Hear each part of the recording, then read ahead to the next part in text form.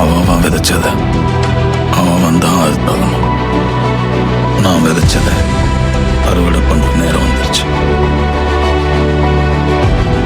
என் பேரு கரசாமி. என்ன கரன்னு கூப்பிடுவாங்க.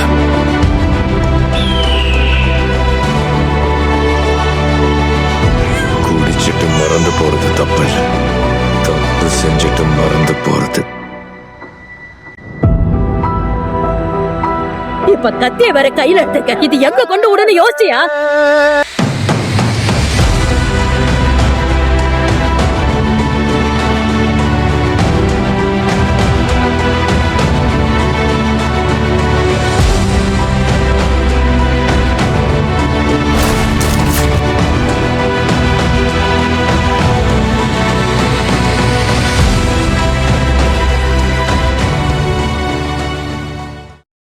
தனுஷ் நடிப்பில் உருவாகி வரும் கரா படம் அவருடைய திரைப்பட பயணத்தில் ஒரு முக்கியமான படமாக பார்க்கப்படுகிறது.